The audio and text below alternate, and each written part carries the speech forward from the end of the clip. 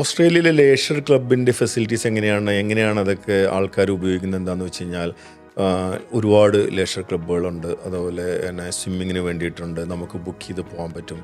അതിന് മണിക്കൂർ പേയ്മെൻറ്റ് ചെയ്തിട്ട് പോകാൻ പറ്റും. അതുപോലെ തന്നെ ചില വീടുകളുടെ ഒരു കുറേ അധികം വീടുകളുണ്ടെങ്കിൽ എൻ്റെ ഒരു സുഹൃത്ത് ഒരു ഷിയാസുണ്ട്.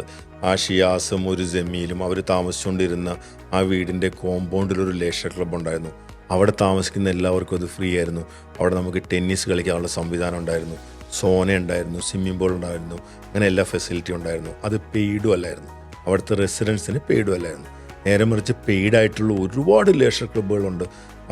അവൻ്റെ ഹെൽത്തിന് വേണ്ടിയിട്ടോ അതുപോലെ തന്നെ വേറെ എന്തെങ്കിലും ഒരു എൻജോയ്മെൻറ്റിന് വേണ്ടിയിട്ടൊക്കെ പോകാനുള്ള എല്ലാ സംവിധാനങ്ങളും അവിടെ ഉണ്ട്. നമുക്ക് നേരത്തെ ബുക്ക് ചെയ്തത് ഉപയോഗിക്കാൻ പറ്റും. ഇനിയിപ്പോൾ സ്ത്രീകൾക്ക് തന്നെയായിട്ട് ചില സ്ത്രീകൾക്ക് ചിലപ്പോൾ പുരുഷന്മാരോട് മിങ്കിൾ ചെയ്യാതെ സ്ത്രീകൾക്ക് തന്നെയായിട്ട് ഉപയോഗിക്കണമെങ്കിൽ അങ്ങനെയും നമുക്ക് ബുക്ക് ചെയ്തൊക്കെ ഉപയോഗിക്കാൻ പറ്റും. ഷട്ടിൽ കോർട്ട്, ബാസ്ക്കറ്റ്ബോൾ കോർട്ട്, അങ്ങനെ എല്ലാ സിറ്റികളിലും ചെറിയ ചെറിയ സ്ഥലങ്ങളിലൊക്കെ ഒരുപാട് ലേഷർ ക്ലബ്ബുകൾ അവിടെ